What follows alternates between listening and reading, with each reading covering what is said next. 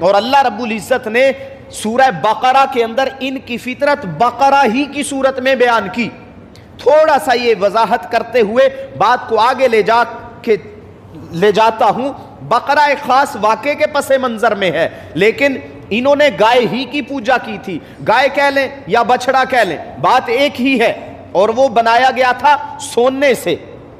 اس کی پوجا کی انہوں نے.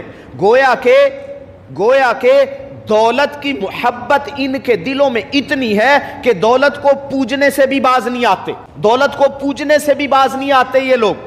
اور بقرہ، گائے یا بچڑا یہودیوں کے لیے ایسا مقدس ہوا تھا کہ اس کی پوجا شروع کر دی. ان کا ایک قومی معاملہ اسی گائے کے ذریعے اللہ نے حل کروایا. سورہ بقرہ میں قصہ مذکور ہے. ان کو ایسی لت لگی ہوئی تھی مال و دولت کی کہ اس کے لیے اللہ کے حکموں کو توڑنے سے بھی گریز نہیں کیا. انہوں نے اللہ کے حکموں کو توڑا، صاف صاف نبی کی موجودگی میں نبی کو جھٹلا دیا. ان لوگوں نے جو نبی کے ماننے والے تھے. یہ ایسی قوم ہے. اس لیے مسلمانوں کو ہوش کے ناخن لینے چاہیے، سمجھنی چاہیے ان کی تاریخ کا پتہ ہونا چاہیے.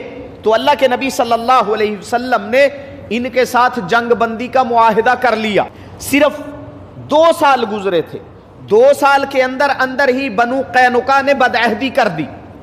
ان کی فطرت میں ہے، یہ عہد پہ قائم نہیں رہ سکتے. یہ نیک لوگوں کو برداشت نہیں کر سکتے. اور نیک لوگوں کو برداشت کیوں نہیں کر سکتے؟ ان کے ایک بڑے سردار نے دوسرے بڑے سردار کے سامنے کہا تھا کہ اگر بات مان لی، صاف پتہ حیی بن اخطب نے اپنے بھائی ابو یاسر بن اخطب سے کہا تھا کہ مجھے پتہ ہے یہ نبی آخر الزمان ہے، یہ وہی سچے نبی ہیں جن کا ہمیں انتظار تھا.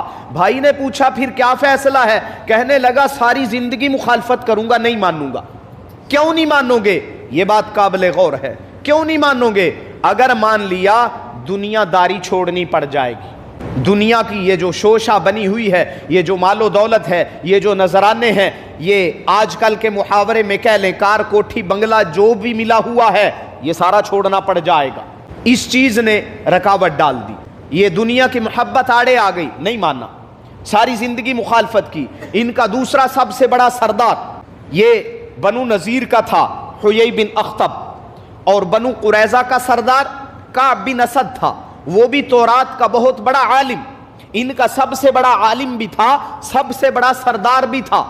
اس کے پاس آیا کہ مخالفت کرو، غداری کر دو، سازش کرو.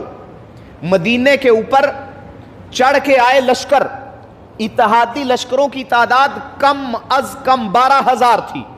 اور کچھ روایات کے مطابق محمد احمد باشمیل نے موسوعۃ الغزوات میں جو لکھا ہوا، یہ تعداد تقریباً 24,000 تھی. مقابلے میں مسلمان صرف 3,000. یہودیوں سے معاہدہ تھا کہ اگر کسی نے باہر سے آ کے حملہ کیا تم لوگ ساتھ دو گے. انہوں نے یہ معاہدہ کر رکھا تھا. یہ باقاعدہ تحریری طور پہ موجود تھا میثاق مدینہ کی صورت میں. لیکن ساتھ تو کیا دیتے؟